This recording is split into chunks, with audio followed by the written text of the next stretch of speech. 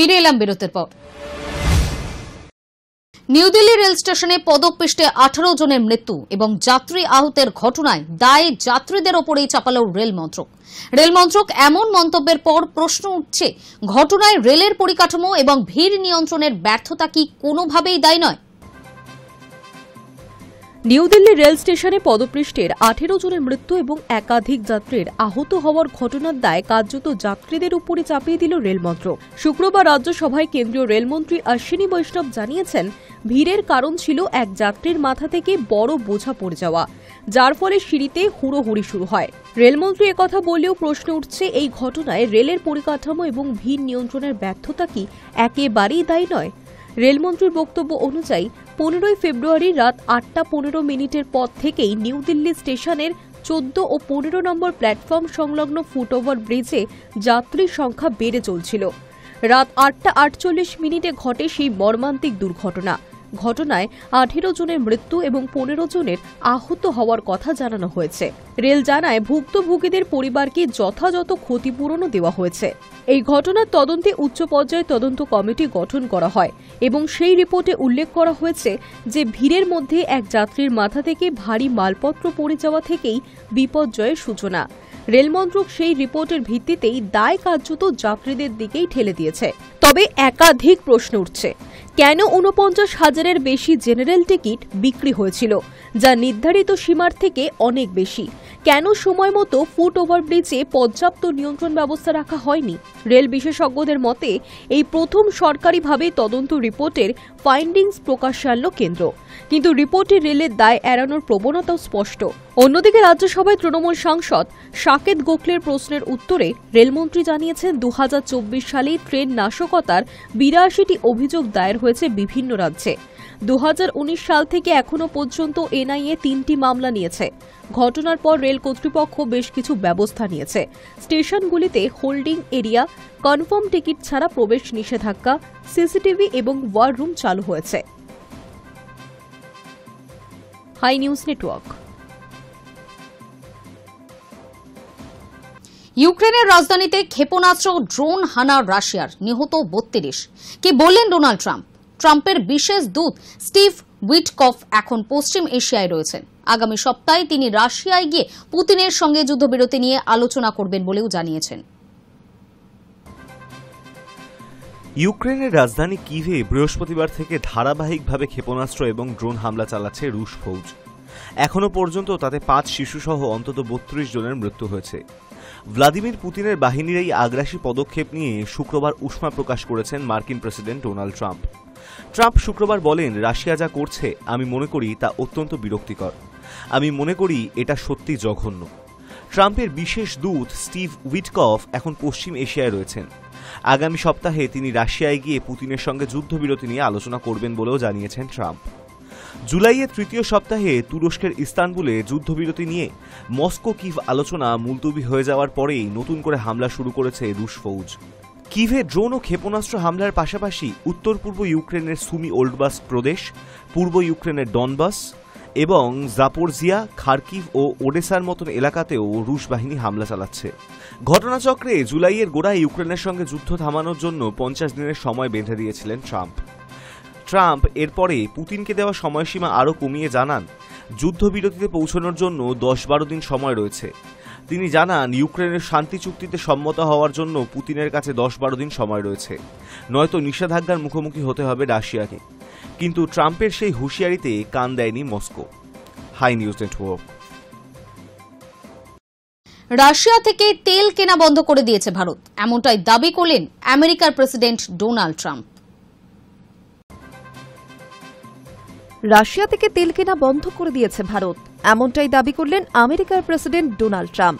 শুধু তাই নয়, মার্কিন প্রেসিডেন্টের কথায় ভারত যদি পদক্ষেপ করে তাহলে সেটা খুব ভালো। যদিও ট্রাম্পের এই মন্তব্য নিয়ে ভারতের তরফে সরকারিভাবে কিছুই বলা হয়নি। বুধবার ভারতের উপর 25% শুল্ক চাপিয়েছেন মার্কিন প্রেসিডেন্ট। রাশিয়া থেকে অস্ত্র এবং তেল কেনার জন্য ভারতকে আলাদা করে শাস্তি পেতে হবে বলেও জানান ট্রাম্প। বৃহস্পতিবার ফের ভারত এবং রাশিয়াকে তোপ দেখেছেন মার্কিন প্রেসিডেন্ট। ট্রুথ সোশ্যালে ট্রাম্প লেখেন, রাশিয়ার সঙ্গে ভারত কি করছে সেটা নিয়ে আমার কোনো মাথা ব্যথা নেই। ওরা দুই দেশ নিজেদের মৃত অর্থনীতি নিয়ে আরও তলিয়ে যেতে পারে। আমরা ভারতের সঙ্গে খুব কম বাণিজ্য করি, কারণ অনেক বেশি শুল্ক ওখানে। একইভাবে রাশিয়ার সঙ্গেও আমেরিকা বাণিজ্য করে না। শুক্রবার থেকে কার্যকর হয় ট্রাম্পের নয়া শুল্ক নীতি। তারপরেই নানা সূত্র মারফত খবর ছড়ায় এবার রাশিয়া থেকে তেল কেনা বন্ধ করে দেবে ভারত। তার কারণ, রুশ তেলের দামে এতদিন পর্যন্ত যতটা পরিমাণ ছাড় মিলছিল সেটা বর্তমানে কমে গিয়েছে।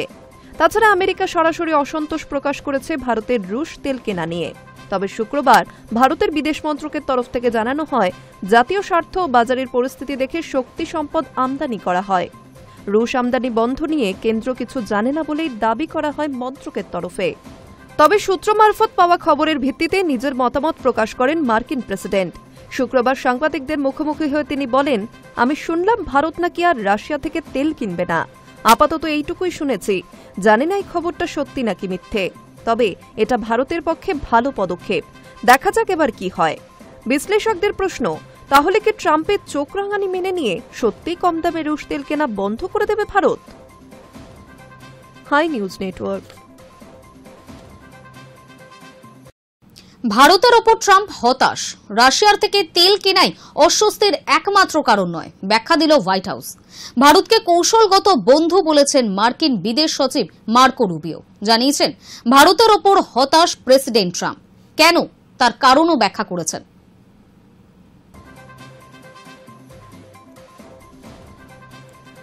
ভারতের ওপর হতাশ আমেরিকার প্রেসিডেন্ট ডোনাল্ড ট্রাম্প।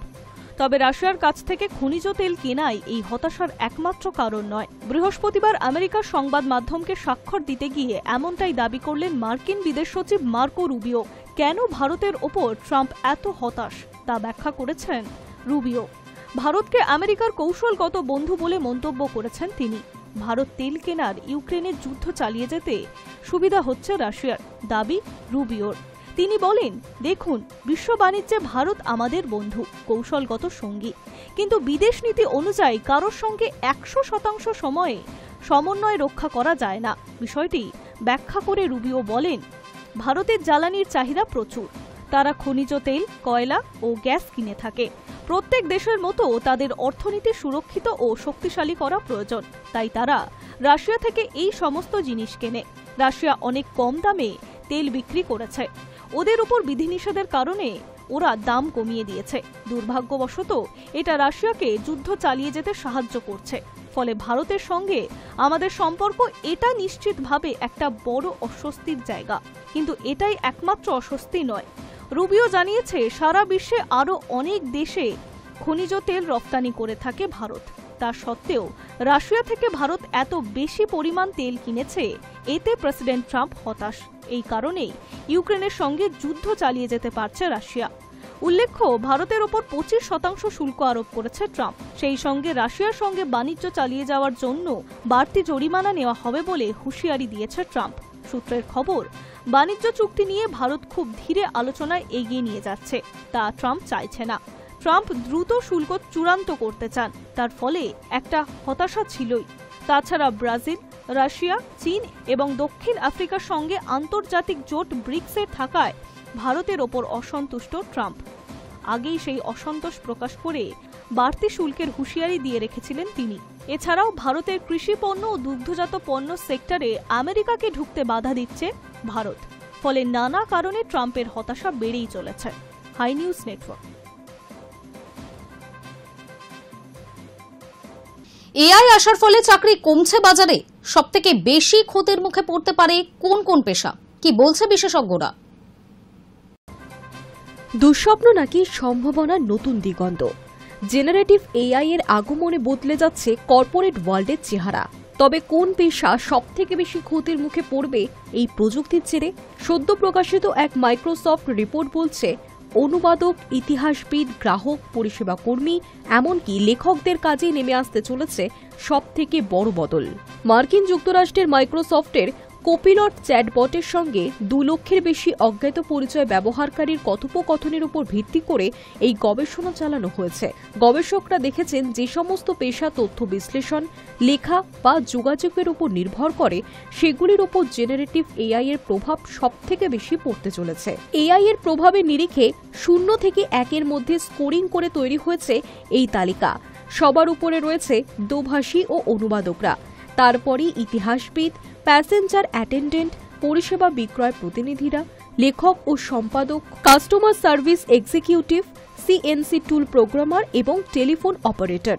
তালিকায় রয়েছে আরও বেশ কিছু পেশা, যেমন টিকিট এজেন্ট, রেডিও হোস্ট, টেলিমার্কেটার, সংবাদ বিশ্লেষক, রাজনৈতিক গবেষক, সম্পাদক, জনসংযোগ বিশেষজ্ঞ ও ডেটা সায়েন্টিস্টদের নাম, যাদের পেশা মূলত তথ্য প্রক্রিয়াকরণ ও যোগাযোগের উপর নির্ভরশীল। তাদের সকলেরই কাজকে প্রভাবিত করতে চলেছে জেনারেটিভ এআই। গবেষকদের মতে এই সমস্ত পেশায় বহু কাজই পুনরাবৃত্তিমূলক বা রুটিন, যেমন তথ্য লেখা, সংক্ষেপে উপস্থাপন, প্রশ্নের উত্তর দেওয়া, যা ইতিমধ্যেই কোপিলট বা চ্যাট জিপিটির মতো এআই টুল সহজেই করতে পারছে। ফলে আগামী দিনে এই কাজগুলির ধরন বদলানো শুধু সময়ের অপেক্ষা। তবে এই রিপোর্ট কোথাও বলছে না যে এই সব চাকরি একেবারেই চলে যাবে, বরং বলা হচ্ছে জেনারেটিভ এআই আসায় কাজের ধরন বদলাবে এবং নতুন স্কিল শিখে কৌশলেই অভিযোজন হবে সাফল্যের চাবিকাঠি।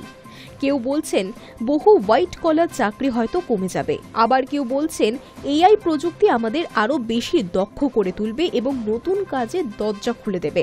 যদিও বিশেষজ্ঞদের মতে এই প্রযুক্তি থেকে পালানোর উপায় নেই, বরং তা কিভাবে কাজে লাগানো যায় সেটাই শেখা জরুরি। যারা অনুবাদক বা লেখক, তাদেরও ভয় পাওয়ার দরকার নেই, সময়ের সঙ্গে বদলাতে হবে। অর্থাৎ এআই আমাদের কাজ কেড়ে নেবে না, বরং আমাদের সঙ্গে হাত মিলিয়ে কাজ করবে। প্রস্তুত থাকুন সেই নতুন যুগের জন্য। High News network. উত্তরবঙ্গ জুড়ে ফের সক্রিয় মৌসুমী বায়ু, প্রবল বৃষ্টিপাতের সতর্কতা জারি করেছে আবহাওয়া দফতর। অন্যদিকে দক্ষিণবঙ্গে বজ্র বিদ্যুৎ সহ হালকা থেকে মাঝারি বৃষ্টির সম্ভাবনা রয়েছে।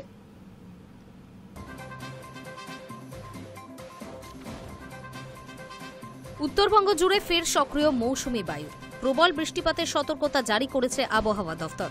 বঙ্গোপসাগরে তৈরি হওয়া ঘূর্ণাবর্ত এবং মৌসুমী অক্ষরেখার সক্রিয় অবস্থানের কারণে উত্তরবঙ্গের একাধিক জেলায় টানা 3 দিন অতি ভারী বৃষ্টির সম্ভাবনা রয়েছে। অন্যদিকে দক্ষিণবঙ্গে বজ্রবিদ্যুৎ সহ হালকা থেকে মাঝারি বৃষ্টির সম্ভাবনা থাকলেও রবিবার থেকে কিছুটা কমবে বৃষ্টির দাপট, বাড়বে অস্বস্তিকর গরম। হাওয়া অফিস জানিয়েছে জলপাইগুড়ি, আলিপুরদুয়ারে রবিবার এবং সোমবার 200 মিলিমিটারেরও বেশি বৃষ্টির সম্ভাবনা রয়েছে। দার্জিলিং, কালিম্পং, কোচবিহারে 3 দিনই 200 মিলিমিটার পর্যন্ত বৃষ্টিপাত হতে পারে। উত্তর দিনাজপুর এবং মালদা জেলাতেও রবিবার ভারী বৃষ্টির আশঙ্কা। মঙ্গলবার ও বুধবারও দার্জিলিং, কালিম্পং, আলিপুরদুয়ার, জলপাইগুড়ি এবং কোচবিহারে ভারী বৃষ্টির পূর্বাভাস রয়েছে। শনিবার শহরের আকাশ মূলত মেঘলা থাকবে, মাঝে মাঝে হালকা থেকে মাঝারি বৃষ্টি হতে পারে। বৃষ্টির সঙ্গে 30 থেকে 40 কিলোমিটার গতিবেগে দমকা হাওয়া বইতে পারে।